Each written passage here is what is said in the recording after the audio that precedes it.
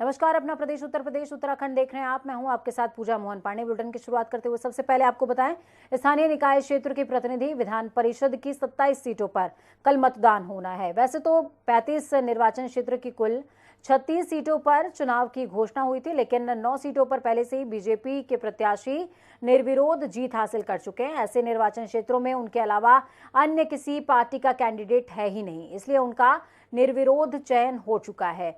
मतदान वाली 27 सीटों पर कुल 95 उम्मीदवारों के भाग्य का फैसला स्थानीय निकाय के जनप्रतिनिधि करेंगे। 9 अप्रैल को सुबह 8 बजे से शाम को 4 बजे तक मतदान होगा। 12 अप्रैल को सुबह 8 बजे से वोटों की गिनती होगी और उम्मीद की जानी चाहिए कि दोपहर के बाद तक सभी सीटों के नतीजे आ जाएंगे। इस चुनाव में ज्यादातर सीटों पर सत्ताधारी पार्टी के ही विधायक जीतते रहे हैं। ऐसे में संभावना है कि 36 सीटों में से 30 के ऊपर भाजपा के उम्मीदवार जीत जाएंगे। चुनाव के नतीजों के बाद विधान परिषद में भाजपा को बहुमत मिल सकता है।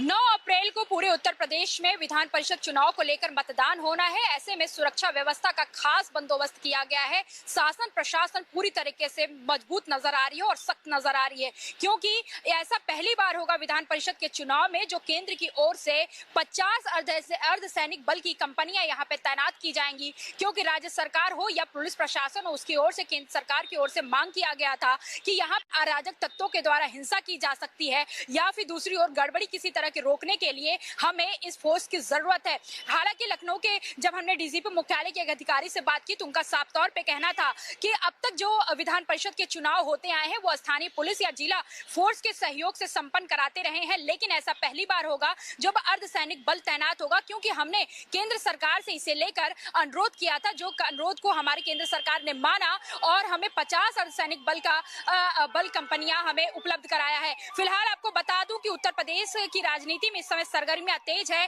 पोलिंग बूथ पे सभी पोलिंग पार्टियां रवाना हो चुकी हैं। फिलहाल देखने वाली बात है कि पूरे उत्तर प्रदेश में 500 मतदान केंद्र बनाए गए हैं। हालांकि राजधानी लखनऊ की बात करूं तो यहाँ पे 10 मतदान केंद्र बनाएंगे, जो यहाँ के चुने हुए विधायक हैं या फिर जो लोकसभा सांसद है वो जाके वहां पे वोट डालेंगे। ऐसे में सुरक्षा का खास ध्यान रखा जा रहा है, क्योंकि आपने देखा कि गोरखनाथ हमले को लेकर भी लगातार सियासत जारी है। तो दूसरी ओर पिछले दिनों आपने देखा कि कैसे मुख्यमंत्री आवास को भी सीआरपीएफ के जवानों की टुकड़ियों द्वारा उसको सुरक्षित किया गया। तो ऐसे में लगातार ये कोशिश की जा रही है शासन प्रशासन की तरफ किसी तरह से सुरक्षा में सेंध ना लगाने पाए। अब 36 सीटों पे एमएलसी का चुनाव होने हैं, लेकिन आपको बता दूं कि 9 सीटों पे भारतीय जनता पार्टी के निर्विरोध विधायक जीत चुके हैं, निर्विरोध एमएलसी जीत चुके हैं। तो ऐसे में 27 सीटों पे महज चुनाव होने हैं और लगातार देखा गया है कि जो भी सत्ता में रहता है उसकी वर्चस्वता बनी रहती है। अगर 2016 के आंकड़ों को देखते हैं तो समाजवादी पार्टी थी, समाजवादी पार्टी ने 36 में से 31 सीटों पर जीत हासिल की थी। ऐसे में चाहे समाजवादी पार्टी हो या भारतीय जनता पार्टी हो, दोनों में कड़ी टक्कर देखने को मिल रही है, क्योंकि विधानसभा चुनाव में आपने देखा कि भारतीय जनता पार्टी ने बहुमत हासिल कर लिया है, लेकिन अब उसके लिए ये बड़ा सवाल बना हुआ क्या विधान परिषद के चुनाव में भी बहुमत का आंकड़ा छू पाएगी। क्योंकि अगर देखा जाए तो जहां समाजवादी पार्टी अपने सियासी गणित को बैठाने में जुटी हुई है, क्योंकि उसका जो विधान परिषद में है वो बहुमत का आंकड़ा को छुई है, क्योंकि 48 सीटें आपको जीतने होती हैं जो कि बहुमत का आंकड़ा होता है। ऐसे में समाजवादी पार्टी के पास वो आंकड़ा है, उसको बरकरार रखना समाजवादी पार्टी के लिए चुनौती है। तो वही भारतीय जनता पार्टी को ये चुनौती है कि वो कैसे बहुमत का आंकड़ा छुपाए। इस मकसद से भारतीय जनता पार्टी भी विधान परिषद के चुनाव में जुटी हुई है। तो ऐसे में देखने वाली बात होगी कि विधान परिषद के चुनाव में कौन बहुमत का आंकड़ा छुपाता है। फिलहाल शासन प्रशासन सुरक्षा की व्यवस्था को लेकर पूरी तरह से मुस्तैद नजर आ रहा है। कैमरामैन आशीष के साथ मैं जया सिंह, जनता टीवी, लखनऊ। एमएलसी चुनावों के लिए सभी तैयारियां पूरी कर ली गई हैं और आज पोलिंग पार्टियां रवाना हो गईं। 9 अप्रैल यानी कि कल होने वाले चुनावों के लिए तैयारियों पर जानकारी देते हुए बरेली जिला अधिकारी शिवानंद द्विवेदी ने बताया कि जिले में कुल 28 मतदान केंद्र बनाए गए हैं, जिनमें से 21 बरेली शहर में मतदान केंद्र हैं। रामपुर में 7 मतदान केंद्र बनाए गए हैं। प्रत्येक केंद्र पर 1 मजिस्ट्रेट की तैनातगी की गई है। प्रत्येक बूथ पर 2 कैमरे लगाए गए हैं जो मतदान की वीडियोग्राफी करते रहेंगे। एमएलसी के चुनाव के लिए हमारे यहाँ कुल विधान परिषद क्षेत्र में 28 पोलिंग स्टेशन है, जिसमें 21 हमारे बरेली में हैं और 7 रामपुर में। प्रत्येक बूथ पर जैसा कि आयोग के निर्देश हैं, हम लोगों ने मतदान कार्मिकों की तैनाती कर दी है। आज उनको बूथ अलॉट कर दिया गया है। आज एमएलसी चुनाव के लिए पोलिंग पार्टियां रवाना हो गई। हम आपको एक साथ 4 जिलों की तस्वीरें दिखा रहे हैं, गाजीपुर, बरेली, भदोही और फर्रुखाबाद। इसमें आप देख सकते हैं पोलिंग पार्टियां रवाना हुई हैं। प्रशासन की तरफ से एमएलसी चुनावों के लिए तैयारियां पुख्ता और मजबूत हैं।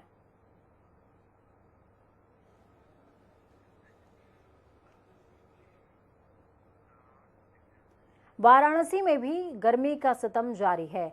अचानक बदले मौसम के कारण अब बाजारों में मिट्टी के घड़े और थर्मस की डिमांड बढ़ गई है। शहर में लगी तमाम दुकानों पर इनके खरीदारों की भीड़ है और साथ ही इस बार मिट्टी के बोतल, जग और थर्मस भी ट्रेंड में बने हुए हैं और ग्राहकों को खूब पसंद आ रहे हैं।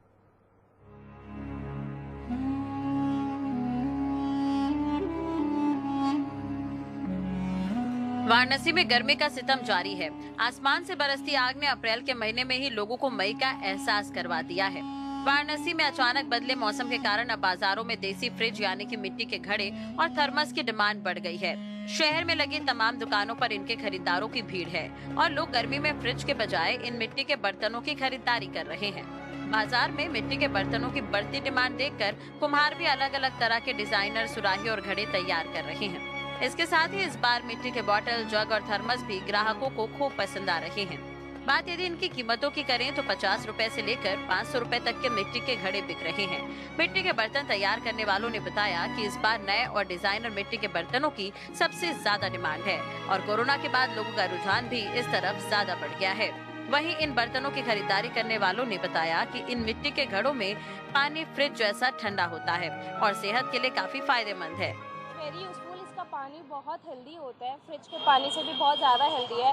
एंड ड्यू टू कोविड सब कोई अवॉइड कर रहे हैं फ्रिज के पानी को एंड आइस को, तो हमें ये पीना ही चाहिए। बहुत अच्छा है, इसमें उतना ही ठंडा मिलेगा पानी जितना उसमें फ्रिज में है। कोरोना काल के बाद से लोग इन बर्तनों का इस्तेमाल ज्यादा कर रहे हैं। ब्यूरो रिपोर्ट, जनता टीवी।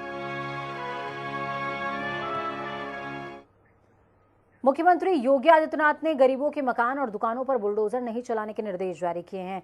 ऐसे में आज अफसरों को निर्देश दिया गया कि पेशेवर माफिया और अपराधियों के अवैध संपत्ति पर ही बुलडोजर चलना चाहिए। ADG law and order Prashant Kumar ने भी कहा कि पेशेवर माफिया और अपराधियों के अवैध संपत्ति पर ही कार्रवाई की जाए। बुलडोजर का इस्तेमाल सिर्फ अवैध निर्माण तथा अवैध रूप से सरकारी जमीन पर जिन्होंने कब्जा कर रखा है उन पे किया जाए तथा सारी न्यायिक प्रक्रिया पूर्ण करने के बाद किया जाए। इन चीज़ों के बारे में कोई ऐसा नहीं है कि कुछ भी सभी जगहों पे बुलडोज़र का इस्तेमाल किया जाना है। बुलडोज़र का इस्तेमाल बेजा कहीं नहीं की जाए, इस संबंध में निर्देश है कि किसी भी परिस्थिति में गलत इस्तेमाल इसका न होने पाए और जितने भी अधिकारी हमारे हैं पुलिस और प्रशासन के, इस चीज़ों को सुनिश्चित कराएंगे कि कोई भी इलीगल गतिविधि या लीगल एक्ट इन चीज़ों के लिए न की जाए। इसी को बार बार बताया जा रहा है। मुख्यमंत्री योगी आदित्यनाथ वापसी के बाद एक बार फिर से पूरे एक्शन में नजर आ रहे हैं। योगी आदित्यनाथ का बुलडोजर इस वक्त पूरे शहर में दौड़ रहा है और यहां तक कि पूरे उत्तर प्रदेश में उसकी गूंज सुनाई दे रही है। लेकिन आज मुख्यमंत्री योगी आदित्यनाथ ने आज नया निर्देश जारी किया है। उन्होंने कहा है कि गरीबों के दुकानों और घरों पर बुलडोजर नहीं चलना चाहिए। ये मुख्यमंत्री योगी आदित्यनाथ का अफसरों को निर्देश था। हालांकि गरीबों में एक तरह से दहशत देखने को मिल रही थी, क्योंकि लगातार देखा जाता है कि जो रेहड़ी पटरी के दुकानदार होते हैं वो अक्सर देखा जाता है कि सड़क के किनारे वो अपना एक घर बनाए रहते हैं छोटा सा, लेकिन उनके अंदर भी कहीं ना कहीं डर था, क्योंकि लगातार वो सुन रहे थे कि बुलडोजर के साथ आ रहे हैं जो अवैध तरीके से निर्माण अपना किए उन पे बुलडोजर चलाया जाए। तो इस तरीके से गरीबों को कहीं ना कहीं ये सांत्वना दिया गया है कि उनके घर पे चाहे जहां भी जैसे भी रहते हो उनके घर पे किसी तरह का बुलडोजर नहीं चलेगा बिना किसी आदेश का। हालांकि साथ में साथ अफसरों को कहा गया है कि उन्हीं माफियाओं पर और पेशेवर माफियाओं पे बुलडोजर चलना चाहिए जो अवैध निर्माण किए हैं और अवैध संपत्ति पे, सरकारी संपत्ति पे अवैध कब्जा किए हैं, उन पर ही बुलडोजर चलना चाहिए। हालांकि इस पर एडीजी एलओ प्रशांत कुमार का भी बयान आया है। उन्होंने कहा है कि जब भी कहीं पे भी बुलडोजर चलता है या कहीं भी ध्वस्तीकरण की प्रक्रिया होती है तो पहले न्याय प्रक्रिया को देखा जाता है, वो प्रक्रिया पूरी करने के बाद ही कोई एक्शन लिया जाता है और तभी किसी अवैध संपत्ति पे बुलडोजर चलता है। ऐसे किसी भी संपत्ति पर हम बुलडोजर नहीं चलाते हैं। हालांकि जो पुलिस प्रशासन है उसकी जिम्मेदारी होती है कि जहां भी शहर में कोई नगर निगम अगर ध्वस्तीकरण की प्रक्रिया कर रहा है तो वहां पे पुलिस प्रशासन की जिम्मेदारी होती है कि वहां की कानून व्यवस्था को और वहां की सुरक्षा का पूरा पुख्ता इंतजाम करे। तो फिलहाल योगी आदित्यनाथ का ये निर्देश पूरे अफसरों के कानों में गूंज रहा है और ये अफसर भी कहीं ना कहीं इस चीज को लेकर सक्रिय हो गए हैं। अपने मनमानी करने पे वो नहीं उतारू होंगे। कहीं ना कहीं मुख्यमंत्री योगी आदित्यनाथ का भी ये निर्देश साफ तौर पे यही बताता है कि वो गरीबों में एक तरीके से अफसरों को ये बताने की कोशिश की है कि उनके प्रति संवेदनशीलता बनाए रखें और जहां तक जीरो टॉलरेंस की बात है तो वो जीरो टॉलरेंस माफियाओं और पेशेवर अपराधियों के प्रति जारी रखे। बुलडोजर का आवाज बंद नहीं होना चाहिए। कैमरामैन रियाज के साथ मैं जय सिंह, जनता टीवी, लखनऊ। यूपी में योगी सरकार 2.0 में मंत्री बनने के बाद सभी मंत्रियों को सरकारी आवास आवंटित हो गया, जिसमें मत्स्य मंत्री संजय निषाद को भी सरकारी बंगला दिया गया है। जो बंगला संजय निषाद को आवंटित हुआ उसमें आज़ादी से पहले 5 बंगलों में गवर्नर के 5 करीबी रहा करते थे, जिसमें बंगला नंबर 1 में अब संजय निषाद परिवार के साथ रहेंगे। इस बंगले का एक और इतिहास भी है। इसमें वर्ष 1989 में जब पहली बार मुलायम सिंह यादव एनडी तिवारी को हराकर मुख्यमंत्री बने तो इसी बंगले में रुके और बाद में इसे लोहिया ट्रस्ट के नाम आवंटित कर दिया गया। भारतीय जनता पार्टी की दोबारा सत्ता में आई सरकार ने अब केंद्रीय मंत्रियों को उनके बंगले अलॉट किए हैं।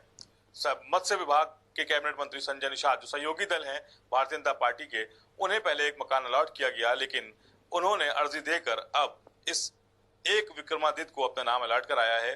कल गृह प्रवेश की पूजा भी इस मकान में हुई, लेकिन एक इतिहास इस बंगले से जुड़ा हुआ है। ये एक विक्रमादित्य मार्ग का जो बंगला है ये पहले लोहिया ट्रस्ट के नाम पर ये बुक था और खास बात है कि जब मुलायम सिंह यादव पहली बार मुख्यमंत्री बने तो इसी लोहिया ट्रस्ट पर उन्होंने बैठक की थी। सीएम एनडी तिवारी थे और उनसे 3 महीने तक बंगला खाली नहीं कराया गया था और कहा गया था कि वो उसी मकान में रहेंगे जब तक उनका नया मकान नहीं बन जाता। और जो नेता मुलायम सिंह हैं वो इसी बंगले में रहे थे और उसके बाद से लगातार इसमें लोहिया ट्रस्ट का काम होता रहा। अंदर एक लोहिया की मूर्ति भी लगी है जिसे फिलहाल ढक दिया गया है। माना यह भी जा रहा है कि संजय निषाद अब इस बंगले में शिफ्ट होंगे, उसके बाद उस मूर्ति का वो क्या करेंगे, क्योंकि फिलहाल इसको लेकर जबानी जंग भी तेज हो गई है, क्योंकि सभी महापुरुषों का सम्मान करने की बात संजय निषाद की तरफ से कही गई थी। लेकिन अब देखना होगा कि इस मूर्ति का वो अनावरण करके इसका उद्धार करते हैं कि नहीं। कैमरा पर्सन आशीष के साथ तौहीद किदवई, जनता टीवी, लखनऊ। तो मूर्ति पर रार, मूर्ति पर सियासत, ये उत्तर प्रदेश की सियासत है। वक्त छोटे से ब्रेक, खबरें के उस पार खबरों का सफर लगातार जारी है।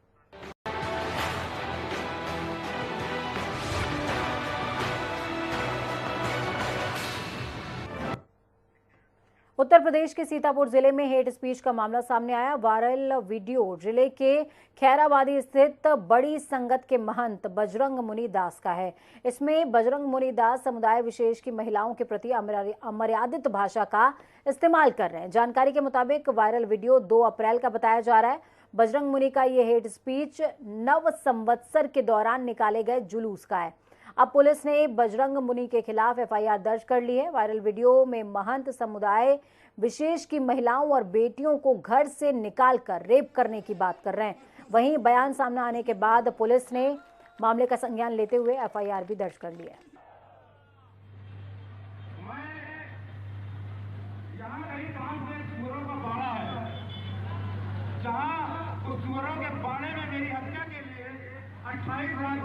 अगर खुले आमतौर पर कहता हो तुम एक हिंदू मारोगे तो मैं 10 हिंदू मारूंगा, मुस्लिम मारूंगा। जय हो।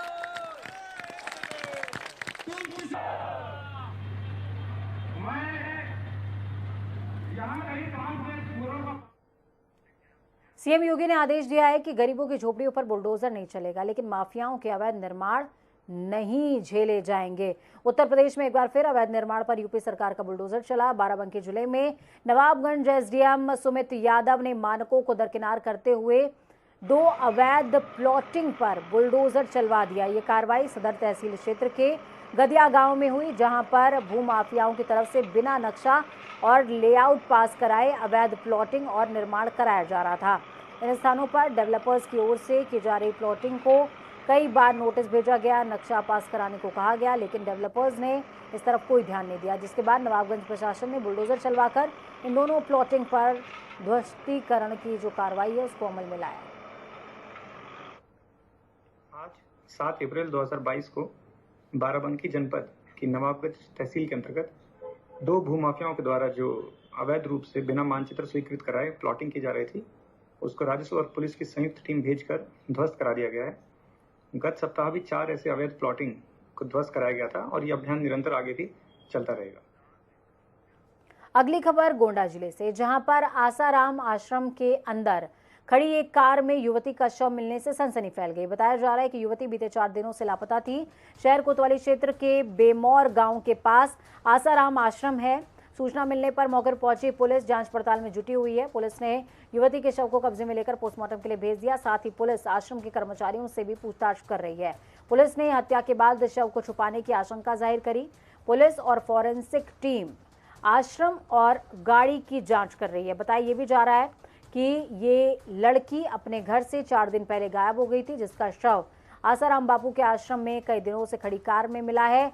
कार के अंदर से दुर्गंध आने पर आश्रम के कर्मचारियों ने गाड़ी खोलकर देखा तो उसके अंदर शव बरामद हुआ, जिसके बाद इसकी इत्तला पुलिस को दी गई। मौके पर पहुंची पुलिस ने घटनास्थल और आश्रम को सील कर दिया है और तफ्तीश शुरू की है। कोतवाली नगर जनपद गोंडा एक 13 वर्षीय बालिका की 5 अप्रैल को गुमशुदा होने की, घर से गायब हो जाने की सूचना पुलिस को प्राप्त हुई थी। इसके बाद 7 अप्रैल को परिजनों के द्वारा 3 नामजद लोगों के खिलाफ अभियोग पंजीकृत कराया गया था। परिजन और पुलिस की खोजबीन के दौरान आज रात में ये जानकारी मिली कि घर के ठीक सामने एक आसाराम बापू का सत्संग स्थल है। उस परिसर के अंदर एक वाहन के अंदर बच्ची का शव है। इस सूचना पर उच्चाधिकारियों के साथ साथ फॉरेंसिक टीम और डॉग स्क्वाड मौके पर गए। पंचायतनामा पोस्टमार्टम की कार्रवाई की जा रही है। सभी तथ्यों की पड़ताल की जा रही है। हर स्तर से साक्ष्य संकलन कर इसमें जो भी अग्रिम विधिक कार्रवाई की जा रही है। गोरखनाथ मंदिर के बाहर पुलिसकर्मियों पर हमले के मामले में मुख्य आरोपी अहमद मुर्तजा अब्बासी के दोस्त अब्दुल रहमान को पकड़ा गया है। रहमान को सहारनपुर से हिरासत में लिया गया। आरोप है कि हमले से पहले मुर्तजा ने अब्दुल रहमान से बातचीत करी थी। यूपी एटीएस की टीम रहमान से लगातार पूछताछ कर रही है। तो वहीं आरोपी अहमद मुर्तजा अब्बासी का आईएसआईएस से जुड़ाव की शुरुआत हनी ट्रैप से हुई थी। पूछताछ में बताया गया कि आईएसआईएस के कैंप में फंसी लड़की के नाम पर मेल आई थी। इस पर मुर्तजा ने मदद के लिए 40,000 रुपए भी भेज दिए थे। लड़की ने अपनी फोटो भेजकर भारत आकर मिलने का वादा किया था। ईमेल से शुरू हुई बातचीत के साथ ही अब्बासी आईएसआईएस में शामिल होने की तैयारी करने लगा था। मुर्तजा ने लड़की के बताए बैंक अकाउंट में 3 बार पैसे भेजे थे। चुनाव में राजनीतिक दलों के चंदे की प्रक्रिया में पारदर्शिता लाने के दावे के साथ लागू किए गए चुनावी बांड को लेकर बसपा सुप्रीमो मायावती ने एक बार फिर से चिंता जाहिर की है।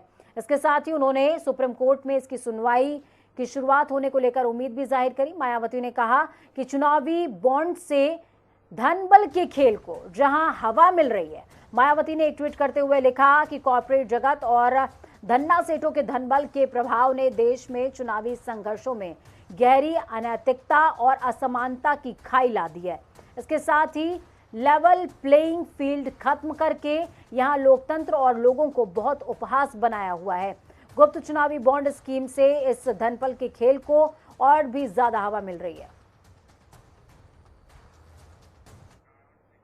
अलीगढ़ मुस्लिम विश्वविद्यालय में छात्रों को देवी देवताओं पर आपत्तिजनक पाठ पढ़ाने वाले आरोपी असिस्टेंट प्रोफेसर जितेंद्र कुमार को पुलिस ने गिरफ्तार कर लिया, जिसके बाद विवेचनात्मक कार्रवाई के तहत पूछताछ भी हो रही है। आपको बता दें कि आरोपी प्रोफेसर ने एएमयू के फॉरेंसिक मेडिसिन डिपार्टमेंट में एमबीबीएस 3rd ईयर के स्टूडेंट्स को हिंदू देवी देवताओं को लेकर आपत्तिजनक प्रेजेंटेशन दिया था, जिसकी तस्वीरें सोशल मीडिया पर वायरल हो गई।